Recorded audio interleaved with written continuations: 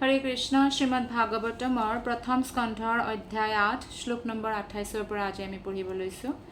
মন্যে ত্বাম কালমীশানম অনাদি নিধনম বিভুম সমম চৰন্তম সৰ্বত্ৰ ভূতানাম য়ন্মিথঃ কলিঃ। অনুবাদ আৰু তাৎপৰ্য শিল প্ৰভুপাদৰ দ্বাৰা। শিল প্ৰভুপাদ কি জয়। হে ভগৱান, মই আপোনাক শাশ্বত সময়, পৰম নিয়ন্তা, আদি অন্তৰ দ্বাৰা ৰহিত আৰু সৰ্বব্যাপী বুলি মানো। এয়া কোনে কৈছে? কুন্তী মহাৰাণীয়ে প্ৰাৰ্থনা কৰিছে। এই অধ্যায়টো তাৰ ওপৰতে হৈছে। আৰু কুন্তী মহাৰাণীৰ প্ৰাৰ্থনাত আমি স্পষ্টভাৱে জানিব পাৰোঁ যে কুন্তী মহাৰাণীয়ে ভালদৰে জানে যে কৃষ্ণ ভগৱান হয়। যশোদা মাতাই নাজানিছিল যে কৃষ্ণ ভগৱান হয়, কাৰণ কৃষ্ণই নিজৰ অন্তৰংগা শক্তিৰ দ্বাৰা নিজকে লুকাই ৰাখিছিল। আৰু যদি যশোদা মাতাই জানিলেহেঁতেন তেনেহ'লে কেতিয়াও এটা বাৎসল্য প্ৰেমৰ যি লীলা এয়া আমি শুনিব নোৱাৰিলোহেঁতেন। আমাৰ দৰে বদ্ধ আত্মাক আনন্দিত কৰিবৰ কাৰণে বা ভক্তসকলক আনন্দ প্ৰদান কৰিবৰ কাৰণে কৃষ্ণই এইদৰে কোনোবা ভক্তৰ দ্বাৰা সেই ভাৱনাটো লুকাইও ৰাখে যে তেওঁ ভগৱান হয়। নহ'লে আপুনি ভাবিবই নোৱাৰিব যে কৃষ্ণই মাখন চুৰি কৰিলে যশোদাই বোলে তেওঁক উখলত বান্ধি থৈছে। নাবান্ধিলেহেঁতেন, ক'লেহেঁতেন প্ৰভু আপুনিতো ভগৱান হয়, আপুনি যি ইচ্ছা তাকেই কৰিব পাৰে, গোটেই বস্তুবোৰতো আপোনাৰেই হয়, গতিকে একোৱেই নকৰিলেহেঁতেন। সেইকাৰণে আমাৰ সেইটো বহুত প্ৰয়োজনীয় যে যশোদা মাতাৰ লগত ভগৱান শ্ৰীকৃষ্ণই কেনেদৰে নিজকে লুকাই ৰাখিছিল অন্তৰংগা শক্তিৰ প্ৰভাৱৰ দ্বাৰা। কিন্তু কুন্তী মহাৰাণীৰ বাৎসল্যও ভাৱো আছে কৃষ্ণৰ প্ৰতি। কুন্তী মহাৰাণী পেহীয়েক হয়। পেহীয়েকসকলেও বাৎসল্য, আমাৰ পেহীহঁতকো যদি আমি চাওঁ আমাৰ প্ৰতি বাৎসল্য ভাৱনা ৰাখিছিল। কিন্তু কুন্তী মহাৰাণীৰ বাৎসল্য ইয়াতে ডিফাৰেণ্ট হয়, কাৰণ তেওঁ কৃষ্ণ বুলি জানে। আৰু কুন্তী মহাৰাণী আৰু যশোদা মাতাৰ বাৎসল্যৰ যদি কেতিয়াবা তুলনা হয়, যশোদা মাতাৰ বাৎসল্য ভাৱনাৰ বা বাৎসল্য ভাৱত যি ভক্তি সেয়া সৰ্বশ্ৰেষ্ঠ বুলি গণ্য কৰা হয়। যেনেদৰে মাধুৰ্য প্ৰেমত বহুত গোপীসকলে কৃষ্ণক প্ৰেম কৰে, কিন্তু সেই সমস্ত গোপীসকলৰ ভিতৰত শ্ৰীমতী ৰাধাৰাণীৰ মাধুৰ্য প্ৰেম সকলোতকৈ শ্ৰেষ্ঠ বুলি গণ্য কৰা হয়। কুন্তী মহাৰাণীয়ে কৈছে যে মই জানো যে আপুনি শাশ্বত সময় হয়, সেইকাৰণে যেতিয়া আমি সময়ৰ অপব্যয় নকৰোঁ আৰু সময়ক বহুত সন্মান দিওঁ তেতিয়া মানুহে বহুত আগবাঢ়ি যায়। যদি তেওঁ ভগৱানৰ ভক্তি নকৰেও তথাপিও সময়ক মূল্য দিয়া মানুহবোৰ আপুনি দেখা পাব সফল হৈছে, কাৰণ ভগৱানেই হৈছে সেই শাশ্বত সময় বা কাল।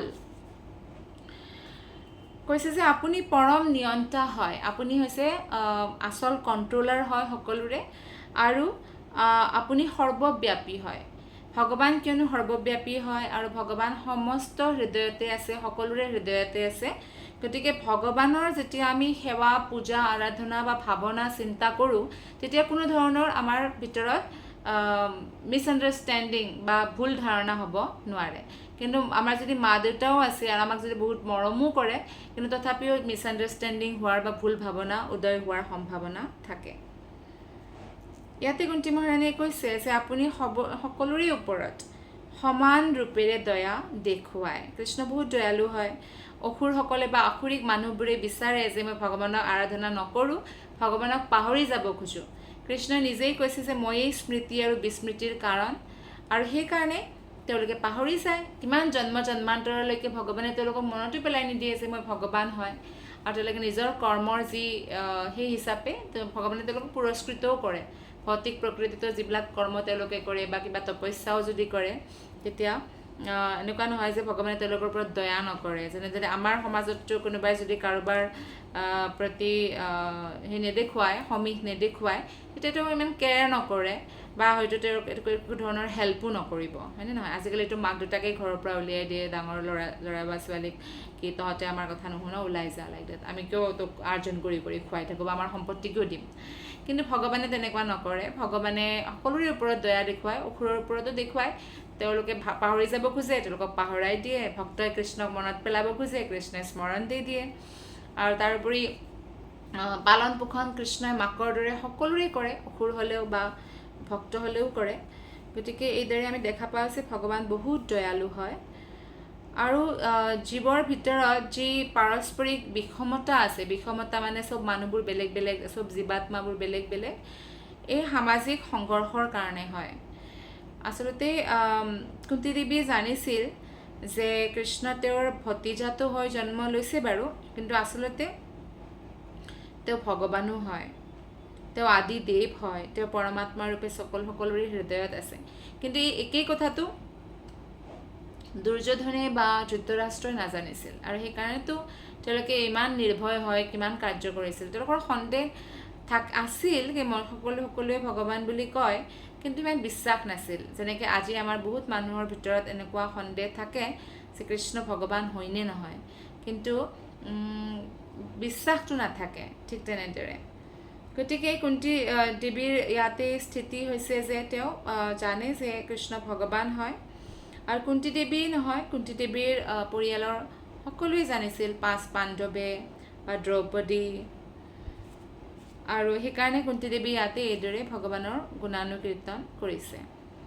আৰু ইয়াতে তাৎপৰ্য শিল প্ৰভুপাদে এই কথাও কৈছে যে যেনেদৰে আমি দুখ নিবিচাৰিলেও আমাৰ জীৱনত দুখ আহে, ঠিক তেনেদৰে আমি যদি সুখ নিবিচাৰোঁ বা সুখৰ কাৰণে যদি কৃষ্ণক প্ৰাৰ্থনা নকৰোঁ, তথাপিও আমাৰ জীৱনত সুখ আহিবই আহিব।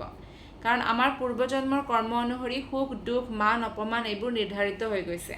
কোনে ধনী হ'ব, কিমান ধন আহিব আমাৰ জীৱনত, বা কিমান নাহে, কিমান যশস্যা আহিব বা আমি ফেমাছ হ'ম, এইবিলাক নিৰ্ধাৰিত হৈ থৈ গৈছে। আৰু সেইকাৰণে আমি এইবোৰ বস্তু নুখুজি কৃষ্ণক কেৱল শুদ্ধ ভক্তৰ সংগতি খুজিব লাগে। আমি যিমান ডাঙৰ ডাঙৰ ভক্ত দেখা পাইছোঁ, ভগৱান শিৱ বা ধ্ৰুৱ মহাৰাজ, প্ৰহ্লাদ মহাৰাজ, প্ৰচেতাগণ, সকলোৱে কেৱল এটাই বস্তু খুজিছে, মাৰ্কেণ্ডেয় ঋষি, কি হে ভগৱান আপোনাৰ শুদ্ধ ভক্তৰ যাতে মই সদায় সংগতি লাভ কৰোঁ। বাকী বস্তুটো অট'মেটিকেলি আহিয়ে থাকিব। শ্লোক নম্বৰ 29। না বেদ কাচিৎ ভগৱম চিকীৰ্ষিতম তবেহমানস্য নৃণাম বিডম্বনম নায়স্য কাচিদয়িতোস্তি কৰ্হিচিৎ দ্বৈস্য ইয়াস্মিন বিষমা মতিৰ্নৃণাম।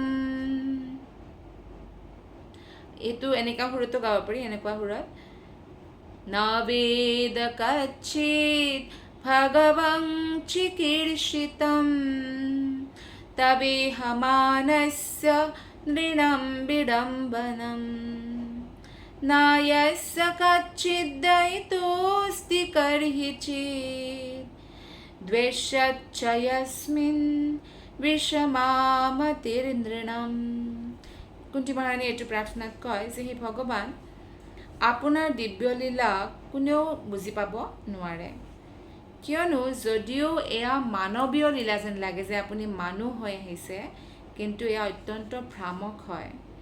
বহুতে এইকাৰণে ভগৱান যেতিয়া ৰাম বা কৃষ্ণ ৰূপত আহে, 2খন হাতৰ ভগৱান হয়, তেতিয়া বহুতে ভাবে যে মানুহ হয় আমাৰ দৰে, আৰু সেইকাৰণে তেওঁলোকে কেতিয়াও ভক্তিত প্ৰগতি কৰিব নোৱাৰে, কাৰণ এই ভ্ৰমিত হৈ যায়।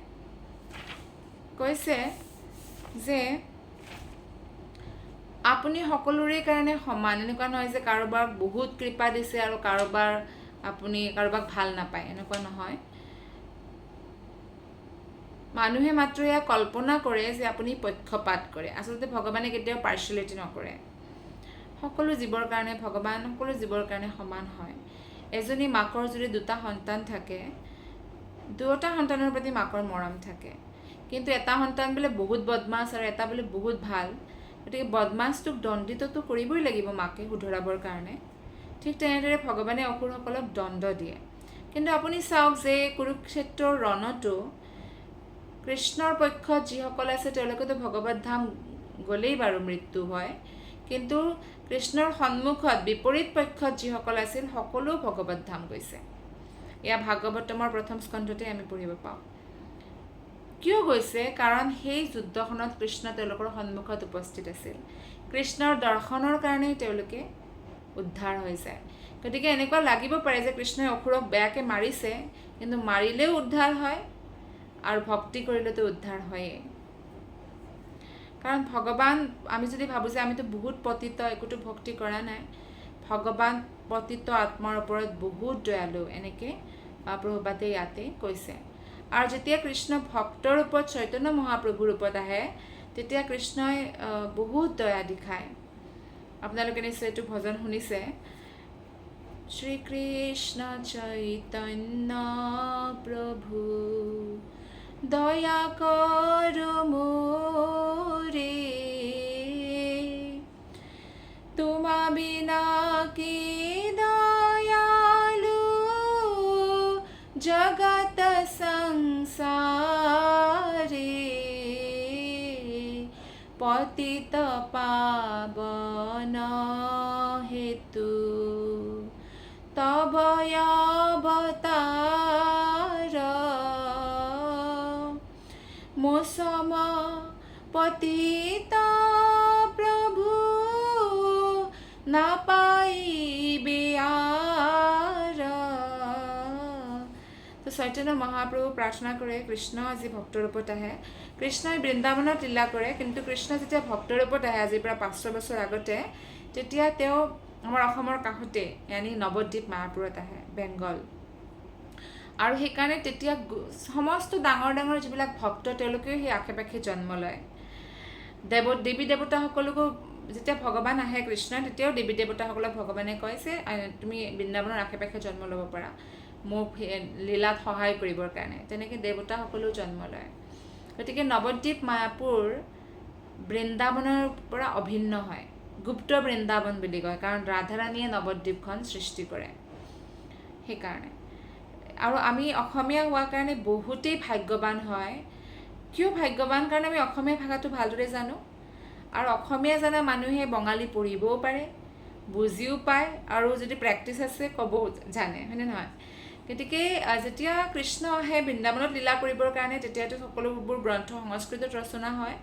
কিন্তু যেতিয়া কৃষ্ণ ভক্তৰ ৰূপত মায়াপুৰ নৱদ্বীপত আহে, যি বেংগলত আছে, তেতিয়া বেংগলীতেই গোটেই শাস্ত্ৰ ৰচনা কৰে আচলতে, যিবিলাক গোস্বামী বা তেওঁৰ পাৰ্ষদ আছিল। আৰু সেইকাৰণে আমি অসমীয়া হোৱাৰ কাৰণে অতি সোনকালে সেই শাস্ত্ৰবোৰৰ, যেনেকৈ মই এতিয়া ভজনটো পঢ়িলোঁ, এইটোতো বেংগলীত আছিলে, কিন্তু আমিতো বুজি পাইছোঁ যে সেই চৈতন্য মহাপ্ৰভু আপোনাতকৈ দয়ালুনো আৰু কোন হ'ব। আৰু মই শুনিছোঁ যে যিবিলাক পতিত জীৱাত্মা তাৰ ওপৰত আপুনি বেছিকৈ দয়া কৰে।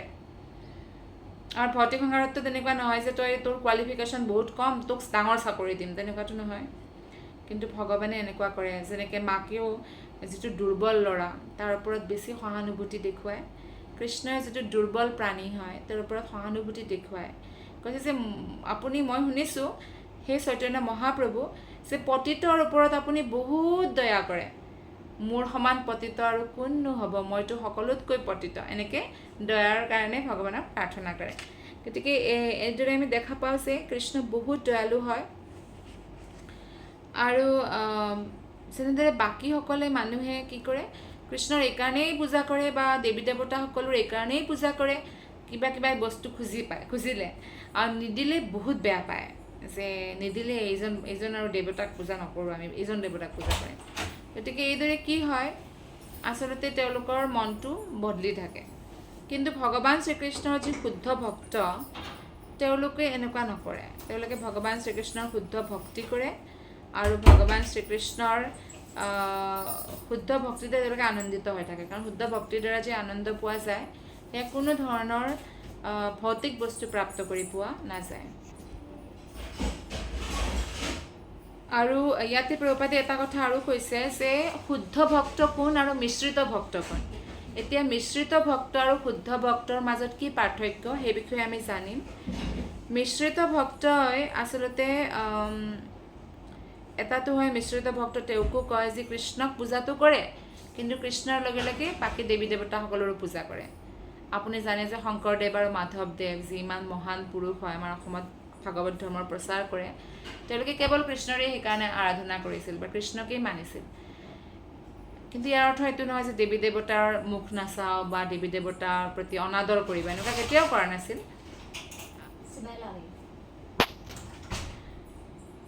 তো সদায় আমি আদৰ কৰিব লাগে দেৱী দেৱতাসকলৰ। কেতিয়াবা মন্দিৰত গ'লেও আমি তেওঁলোকক প্ৰাৰ্থনা কৰিব লাগে যাতে আমি কৃষ্ণৰ ভক্তি পাওঁ, শুদ্ধ ভক্তৰ সংগতি পাওঁ।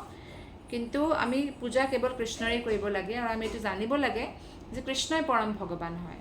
যদি মুছলমান, খ্ৰীষ্টিয়ান বা শিখ ধৰ্মৰ সকলোতে এজনেই ভগৱান বুলি কৈছে, হিন্দু ধৰ্মতো বহুত ভগৱান বুলি কোৱা নাই। আমি যদি ভালদৰে পঢ়োঁ সনাতন ধৰ্মৰ শাস্ত্ৰবোৰ আমি দেখা পাম যে কৃষ্ণই একমাত্ৰ প্ৰভু হয়, কৃষ্ণই একমাত্ৰ ভগৱান হয়। কৃষ্ণ বিষ্ণু ৰাম একেই কথা, কিন্তু দেৱতাসকল তেওঁৰ অংশহে হয়।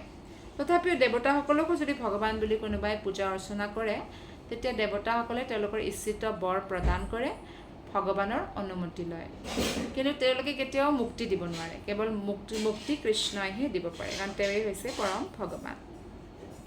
আৰু মিশ্ৰিত ভক্ত তেওঁকো কোৱা হয় যি নিজৰ হৃদয়ত ভগৱানৰ সেৱাৰ বাহিৰে বা ভগৱানৰ প্ৰতি প্ৰেমৰ বাহিৰে বেলেগ ইচ্ছাবোৰ পালি থাকে। যেনেকৈ এনেকৈ প্ৰাৰ্থনা যদি কৰে যে ভগৱান মই যাতে এই পাওঁ, অমুক পাওঁ, তমুক পাওঁ, তাৰমানে এতিয়ালৈকে সিমান আমি শুদ্ধ হোৱা নাই বা সিমান আমি ভক্তিত ডেভেলপ কৰা নাই। কিন্তু ইয়াৰ অৰ্থ এইটো নহয় যে আপুনি খুজিব নোৱাৰে, এনেকুৱা নহয়। কাৰণ ভক্তিৰ আৰম্ভণিতে আমাৰ যদি কিবা প্ৰব্লেম হয় আমি ভগৱানক ক'ব পাৰোঁ, কিন্তু লাহে লাহে কি হ'ব, যেনেকৈ ভগৱানে কৈছেও ভাগৱত গীতাত যে কিছুমানে দুখত পৰি মোৰ ওচৰত আহে দুখ দূৰ কৰি দিয়া বুলি, আৰু কিছুমানে ধনৰ আশাত আহে, কিছুমানে জিজ্ঞাসা কৰি আহে, কিছুমানে জ্ঞান প্ৰাপ্ত কৰাৰ কাৰণে আহে। কিন্তু চাৰিওজনেই সৌভাগ্যশালী বুলি কৃষ্ণই কৈছে, কাৰণ কৃষ্ণৰ ওচৰত অহাৰ কাৰণে তেওঁ শুদ্ধ হৈ যাব। অলপ সময় লাগিব, কিন্তু শুদ্ধ হৈ যাব আৰু শুদ্ধ ভক্তি কৰিব আৰম্ভ কৰিব।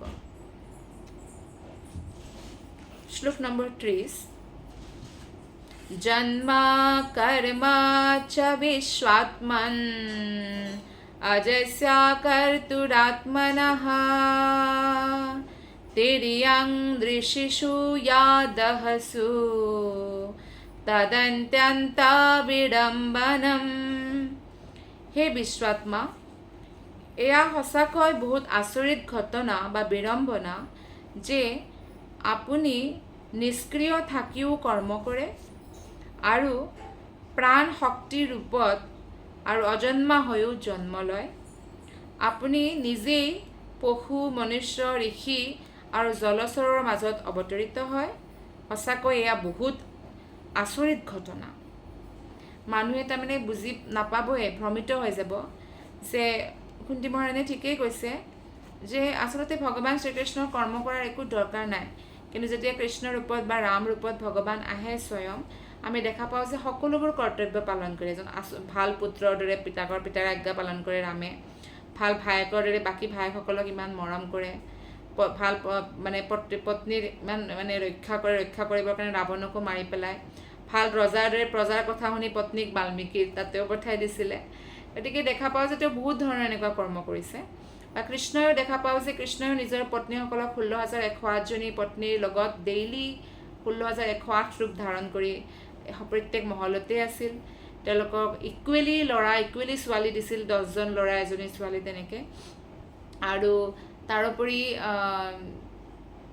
তেওঁলোকৰ ল'ৰা ছোৱালীবোৰৰ বিয়াও পাতি দিছিল কৃষ্ণই, গাই গৰুৰে সেৱা কৰিছিল।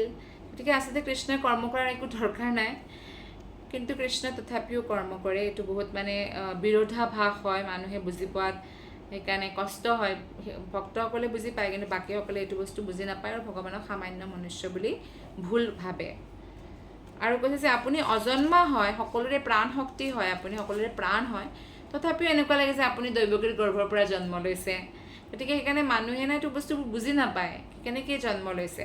সকলোৰে মাক বাপেক আছে, কৃষ্ণৰোতো মাক বাপেক হয় দৈৱকী বসুদেৱ বা যশোদা নন্দ বাবা।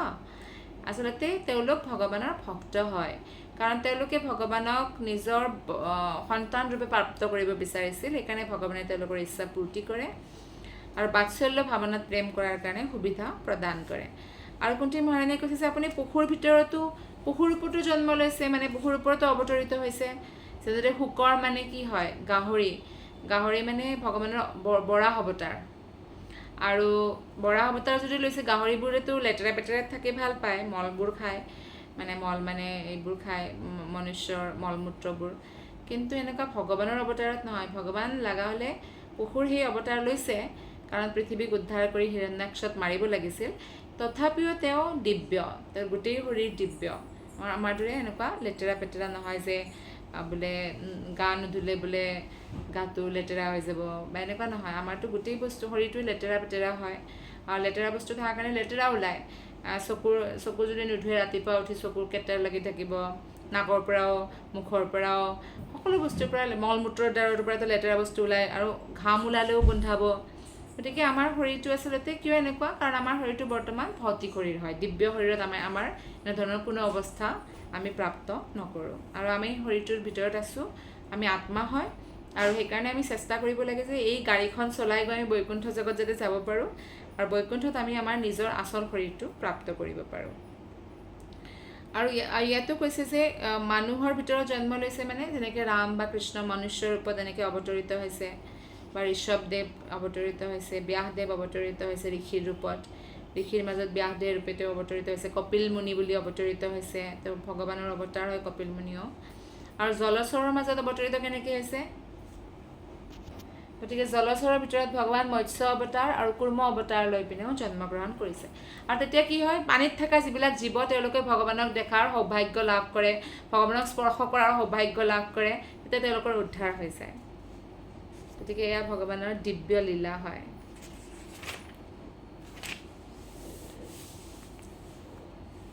গতিকে ভগৱানৰ অসীম শক্তি আছে, অচিন্ত শক্তি আছে, আৰু সেইকাৰণে আমি ভগৱানৰ চিন্তন কৰি কৰি ভগৱানৰ বিষয়ে জানিব কেতিয়াও নোৱাৰোঁ। শ্লোক নম্বৰ 31। গোপ্যাদদে ত্বয়ি কৃতাগসি দাম তাবৎ याते दशाश्रुकलिलाञ्जनसम्भ्रमाक्षम् वक्त्रं निनीय भयभावनया स्थितस्य सा मां विमोहयति भीरपि यद्विभेति। অনুবাদ আৰু তাৎপৰ্য শিল প্ৰভুপাদৰ দ্বাৰা। শিল প্ৰভুপাদ কি জয়। কুন্তী মহাৰাণীয়ে কয়, কুন্তী মহাৰাণীৰ প্ৰাৰ্থনাৰ অধ্যায়টো বহুতেই সুন্দৰ হয়, কাৰণ কুন্তী মহাৰাণী ভগৱানৰ শুদ্ধ ভক্ত হয়। যেতিয়া আমি তেওঁৰ প্ৰাৰ্থনাবোৰ পঢ়োঁ আৰু সেই প্ৰাৰ্থনাৰে আমিও ভগৱানক প্ৰাৰ্থনা কৰোঁ, তেতিয়া ভগৱান অতি সোনকালে প্ৰসন্ন হয়। কৈছে যে হে কৃষ্ণ, যেতিয়া আপুনি অপৰাধ কৰিছিল বা এনেকুৱা কাৰ্য কৰিছিল য'ত যশোদা মায়ে আপোনাক ৰছীৰে বান্ধি দিছিল, তেতিয়া আপোনাৰ চকুৰ পৰা নিৰন্তৰ অশ্ৰু ধাৰা বহিছিল আৰু আপোনাৰ চকুৰ কাজল ধুই গৈছিল আপোনাৰ চকু পানীৰে। যদিও আপুনি আপোনাৰ প্ৰতি সাক্ষাৎ কালেও ভয় কৰে, কিন্তু আপুনি যশোদা মাৰ পৰা ভয়ভীত হৈ গ'ল। এই দৃশ্যই সকলোকে মোহিত কৰি পেলাই, মোকো মোহিত কৰি পেলায়। কাৰণ চাওক, যেতিয়া আপুনি দামোদৰ লীলা শুনিছে নিশ্চয়, যে যশোদা মাই কৃষ্ণক দেখা পায় যে বহুত মানে ভণ্ডালি কৰিছে। যশোদা মাই তেওঁ ধুনীয়াকৈ, যশোদা মাই কি কৰি আছিল, তেওঁ মঠি আছিল, দহি মঠি আছিল ক্ৰীম উলিয়াবৰ কাৰণে, মাখন উলিয়াবৰ কাৰণে। তেতিয়া কৃষ্ণই যায় যশোদা মাৰ শাৰী এনেকৈ চুই পিনে কৰে, টানে যে মোক কোলাত উঠুৱাই লোৱা মা। তেতিয়া যশোদা মাই কোলাত উঠিয়াই লয়। কোলাত উঠাই লৈকে সৰু বাচ্চা সদায় গাখীৰ খুৱাই, মাকে কি ভোক লাগিছে কিজানি তাৰ, গাখীৰ খাব দিছে। কৃষ্ণই গাখীৰখিনি খায় মাকৰ, আৰু তেতিয়া মাকৰ মুখখিনি চাই আৰু হাঁহি দিয়ে। মাকে বহুত ভাল পায় এনেকৈ খেলিলে বাচ্চাই। কিন্তু তেনেকৈ মনত এনেকৈ আৱাজ আহে, ছন ছন ছন, মানে জুইত তেওঁ গাখীৰ ডাঙৰ এনেকৈ পাতিলা এটাত গাখীৰ থৈছিলে, আৰু সেই তেতিয়া মনত পৰে যে গাখীৰ উতলি পিনে পৰিছে জুইত, সেইকাৰণে ছন ছন আৱাজ আহিছে। আৰু যেতিয়া আমি গাখীৰ গেছত বহাই থওঁ আৰু আমি গম পাওঁ যে গাখীৰ আমি চাব পাৰি গৈছোঁ, আমি চব বস্তু পেলাই দৌৰোঁ যে এনেকৈ ভগৱানক মাটিতেই থৈ পিনে এনেকৈ যশোদা দৌৰি গৈছে আৰু সেইটো গুচাই থৈ পিনে আহে। এইখিনি সময় যিখিনি সময় তেওঁৰ লাগিল, সেইখিনি সময়তে কৃষ্ণৰ খং উঠিছে, আৰে মই ইমান ধুনীয়া লীলা কৰি আছিলোঁ আৰু মোতকৈ মৰম তেওঁৰ বেছি গাখীৰৰ প্ৰতি নেকি? ঠিক আছে, ইমান কষ্ট কৰি যে এইবিলাক বনাইছে মাখন, চব মই ভাঙি পেলাম। গতিকে মাখনৰ যিবিলাক সেই তাৰ পাথৰ লৈছে, ওপৰৰ পৰা ভাঙা নাই, তলৰ পৰা ভাঙিছে, যাতে চব মাখন একদম মাটিত বৈ যায়। বৈ গৈছে, আৰু যেতিয়া বৈ গৈছে মাটিত, তেতিয়া কি কৰিছে, সেই মাখনখিনি উঠাই পিনে আৰু এটা উখল আছিল, এতিয়াও উখল বন্ধনত উখল আছে, আপোনালোকে যদি বৃন্দাবন আহে চাব যাব পাৰে। তেতিয়া সেইটোত বহি লৈছে আৰু বহি পিনে বান্দৰক খুৱাইছে মাখন। মাকে ইমান কষ্ট কৰি মাখন, আগতেতো হাতেৰে মঠিব লাগে ন, কিমান কষ্ট, কিমান ঘাম ওলায় নহয়, সেইবিলাক বান্দৰক খুৱাইছে। কাউৰীক খুৱাই আছে।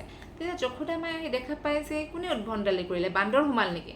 তেতিয়া কিন্তু যেনেকৈ ভাঙিছে, বান্দৰেতো এনেকৈ নাভাঙে, গম পালে যে এই মোৰ বাচ্ছাই কৰিছে, বান্দৰে কৰা নাই। যেতিয়া আহিলে দেখা পাইছে যে এই বান্দৰ আৰু কাউৰীবোৰক খুৱাই আছে মোৰ মাখন। আৰু কৃষ্ণই তেতিয়া উখলৰ পৰা এনেকৈ বহিছে যে পিছৰ পৰা মাক আহিলে কাউৰী উৰি যায়, আৰু কৃষ্ণই গম পায় তাতে একদম জঁপিয়াই মানে ফ্ৰণ্টৰ পৰাই দৌৰি যাব। দৌৰিছে আৰু যশোদাৰ বহুত খং উঠিছে, তেওঁ দৌৰিছে পিছে পিছে, এটা লাঠি লৈ পিনে দৌৰি আছে। আজি তোক দণ্ড দিহে এৰিম মই। কৃষ্ণ ইমান দৌৰিছে, মাকে ভাগৰি পৰিছে। কৃষ্ণই দেখা পাইছে যে মাকে ভাগৰি পৰিছে, নিজৰ ভক্ত হয় গতিকে কৃষ্ণই ইমান কষ্ট দিব নোখোজে, গতিকে আহি পিনে ধৰা পৰিলে। কিন্তু যেতিয়া ধৰা পৰিলে এনেকুৱা দেখাইছে যশোদা মাতাক, একদম মানে এনেকৈ ফেকুৰি কান্দি আছে, আৰু মানে চকুত ইমান ভয় যে সৰু বাচ্ছা যে চকুত ভয় আহে, এনেকুৱা ভয়। আৰু যি কাজল লগাইছে যশোদা মায়ে, সেই কাজলবোৰ এনেকৈ গোটেই বৈ গৈছে। গতিকে এই দৃশ্যটো যদি কোনোবাই চায় তেনেহ'লে ভ্ৰমিত হ'বই ন। যেনেকৈ ব্ৰহ্মাও ভ্ৰমিত হৈ গৈছিল। ব্ৰহ্মাই দেখা পাইছিল যে আৰে ইটো শূদ্ৰৰো জোঠা খায়, আৰু এনেকুৱা আৰু ভগৱানেতো ভগৱানেই হয়, বাকীটো জীৱই হয়। কিন্তু মধুমংগলক এবাৰ যেনেকৈ তেওঁ সেই খালে আৰু মানে লচ্চি দৈৰ যিটো মানে পাতল ফৰ্ম, সেইটো খালে। আৰু তেতিয়া মধুমংগলে গোটেইখিনি খাই পেলালে, গোটেই মানে সেইটো কলহটো খাই পেলালে। তেতিয়া মধুমংগলৰ পিছে দৌৰিছে। মধুমংগলে এনেকৈ মুখ ফুলাই পিনে আছিল। তেতিয়া কৃষ্ণই মুখত এনেকৈ মাৰিছে, মুখৰ পৰা এনেকৈ ওলাইছে, কৃষ্ণই সেইখিনি খাইছে। এই ব্ৰহ্মাই যদি এনেকৈ দেখা পায়, যিকোনো মানুহে এনেকৈ দেখা পালেতো ভ্ৰমিত হ'ব, সেইকাৰণে ব্ৰহ্মাও ভ্ৰমিত হৈছিল। গতিকে আপুনি চাওক, যদি ব্ৰহ্মাই ভ্ৰমিত হয় সাধাৰণ মানুহৰ কি অৱস্থা হ'ব। কুন্তী মহাৰাণীয়ে কৈছে ময়েই ভ্ৰমিত হৈ যাওঁ, যে আপুনি ভগৱান হয়, যাৰ ভয়ত সূৰ্য টাইমত আহে, চন্দ্ৰ টাইমত আহে, বায়ু ভালদৰে বয়, চব দেৱতাই ভয় কৰে, ভগৱানৰ ভয়তেই কৰি থাকে ন। যেনেকৈ আমি বছবিলাকৰ ভয়ত বা কাৰ্য কৰি থাকোঁ, বছ নাথাকিলে বা ঘৰত যদি মাক দেউতাক নাথাকে বাচ্ছাবোৰেও উদ্ভণ্ডালি কৰে। গতিকে ঠিক তেনেদৰে যমৰাজেও ভগৱানক ভয় কৰে, কালেও ভগৱানক ভয় কৰে, কিন্তু মৃত্যুৱে ভগৱানক ভয় কৰে। কিন্তু ভগৱানে যশোদা মাতাক ভয় কৰিছে। এইটো দৃশ্য চাই কৈছে যে মইতো মোহগ্ৰস্ত হৈ যাওঁ। কাৰণ ভগৱান এনেকুৱা নহয় যে সৰু বাচ্ছা হৈ আছে তো ভগৱান নহয়, বা যদি নৰসিংহ অৱতাৰ লৈছে ভগৱান নহয়, বা কাছ এটাৰ অৱতাৰ লৈছে কুৰ্ম অৱতাৰ ভগৱান নহয়, তেনেকুৱাতো নহয়। কৈছে যে আপুনিতো সমস্ত পৰিস্থিতিতেই পৰমেশ্বৰ হয়। কাৰণ যদি ভগৱান নহ'লহেঁতেন বা সৰু বাচ্ছা বোলে বহুত লাচাৰ হয়, তেনেহ'লে সেই 6 দিন পুৰণা বাচ্ছা এটাই কেনেকৈ ইমান ডাঙৰ মায়াবী পুতনাক মাৰি পেলায়, সম্ভৱ নেকি? গতিকে সকলো পৰিস্থিতিত ভগৱানেই হৈ থাকে। কিন্তু ভগৱানে পৰমেশ্বৰ হোৱাৰ লগে লগে শুদ্ধ ভক্তক আনন্দ প্ৰদান কৰিবৰ কাৰণে ক্ৰীড়াও কৰে। কাৰণ শুদ্ধ ভক্তই ভগৱানক অনন্য প্ৰেম কৰে, আৰু ভগৱানৰ সুখেই শুদ্ধ ভক্তৰ একমাত্ৰ কামনা, আৰু শুদ্ধ ভক্তৰ সুখেই কৃষ্ণৰ একমাত্ৰ কামনা। গতিকে ভগৱানে যেনেকৈ ভক্তকো মৰম কৰে, ভক্তইও ভগৱানক মৰম কৰে। এইটো উদাহৰণ আমি এজন প্ৰেমিক প্ৰেমিকাৰো আমি এনেকৈ ল'ব পাৰোঁ, যে ইজনে সিজনৰ কথা ভাবি থাকে, ভক্তই ভগৱানৰ কথা, ভগৱানে ভক্তৰ কথা ভাবি থাকে। ইয়াতে শ্ৰীল প্ৰভুপাদে কৈছে যে যেতিয়া ভগৱান কৃষ্ণ এই ধৰাধামত গোলক বৃন্দাবনৰ যিবিলাক লীলা এই ধৰাধামতো প্ৰকট কৰে, তেতিয়া এয়া বহুত ডাঙৰ আচলতে দয়া হয়। পতিত আত্মা যিবিলাকে ভৌতিক জগতলৈ পতিত হৈ আহিছে, তেওঁলোকৰ প্ৰতি ভগৱানৰ বহুত ডাঙৰ দয়া হয়। এতিয়া আমি বৃন্দাবনৰ লীলাস্থলীবোৰত যাই কৃষ্ণৰ বিষয়ে স্মৰণ কৰিব পাৰোঁ, আৰু এইদৰে আমি শুদ্ধও হ'ব পাৰোঁ, আমাৰ এইদৰে শুদ্ধতা বাঢ়ি যায়। গতিকে আজি আমি ভাগৱতমৰ ক্লাছটো ইমানতেই সামৰিছোঁ। আপোনালোকক বহুত বহুত ধন্যবাদ। হৰে কৃষ্ণ।